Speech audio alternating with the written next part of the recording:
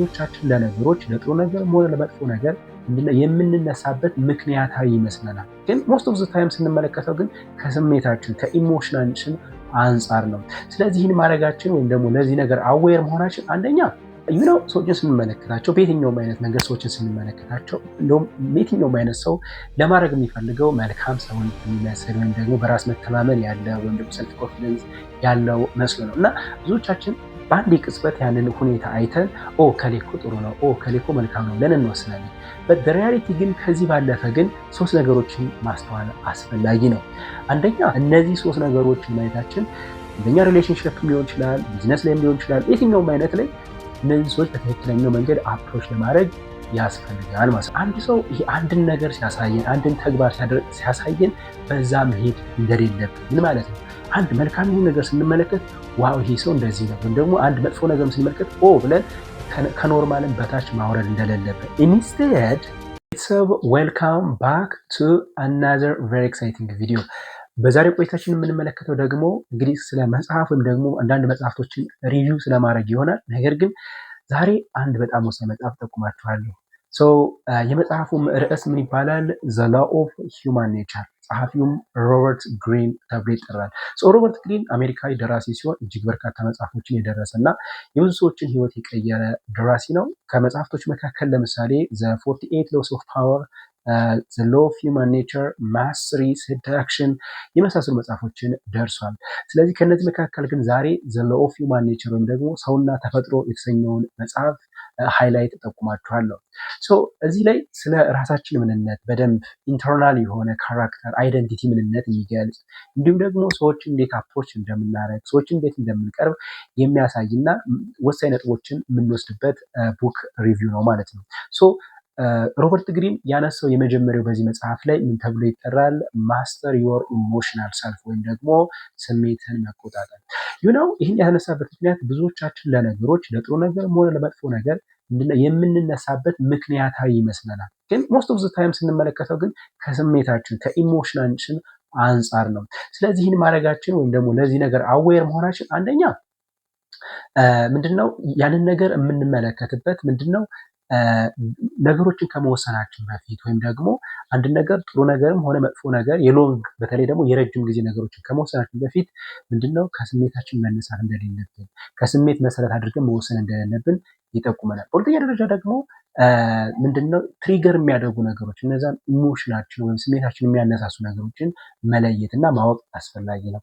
ሶስተኛ ደግሞ ምን ተብሎ ይጠራል? ይሄ ገለልተኛ የሚባል አስተዋይ የሚባል አእምሮን መገንባት አስፈላጊ ነው። ነገሮች ሲፈጠሩ ዋቴቨር ጥሩም ሆነ በጎ ነገር ምንድነው ለዛ ነገር ይሄ በጎ ነው ጥሩ ነው ሳንሰይ መጀመሪያ ኒውትራላይዝ በሆነ መንገድ ወይም ገለልተኛ በሆነ መንገድ መመልከት የራሳችንን ስሜት ለመቆጣጠር እጅግ ወሳኝ ነው። ስለዚህ የመጀመሪያው ነጥብ ያነሳው ማስተር ዮር ኢሞሽናል ሰልፍ ያለው ምንድነው ከራሳችን አንጻር ራሳችንን መመልከት እንዳለብን ለማሳየት ነው።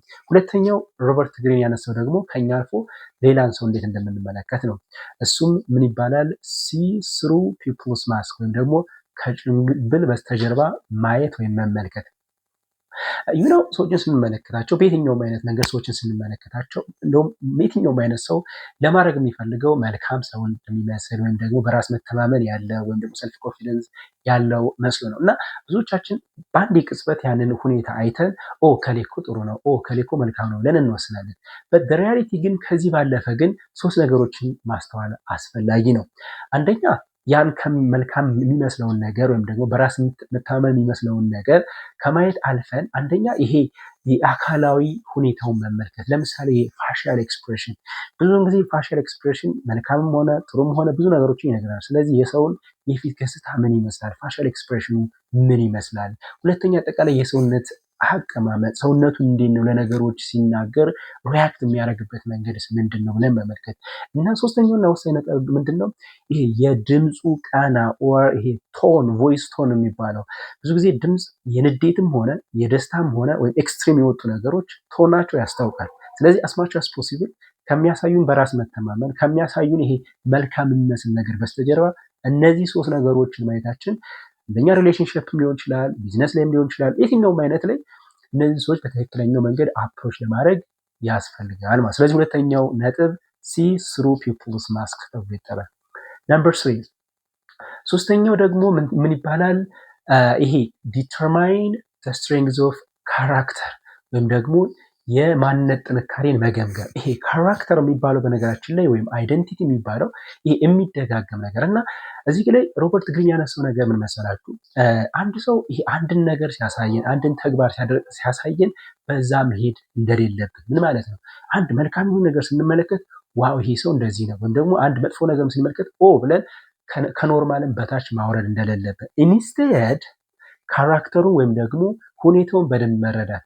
ሰው እንዴት ነው እነዚህ ነገሮችን የምናውቀው? የመጀመሪያው ያለፈ ታሪኩን በደንብ መረዳት። ያ ሰው አሁን ከምናየው ቅጽበት ወይም አሁን ከሚያሳየው አይደንቲቲ ኦር ካራክተር በፊት ምን አይነት ፐርሶናሊቲ ነበረው የሚለው ነገር መመልከት።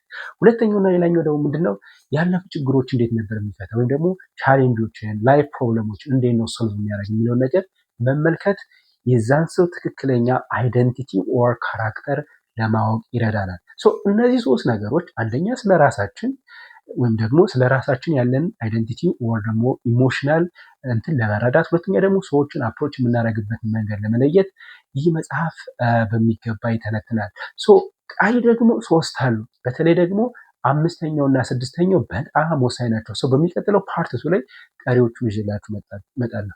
ስላያችሁኝ ስለተመለከታችሁኝ ከልብ እናመሰግናለን። ባባይ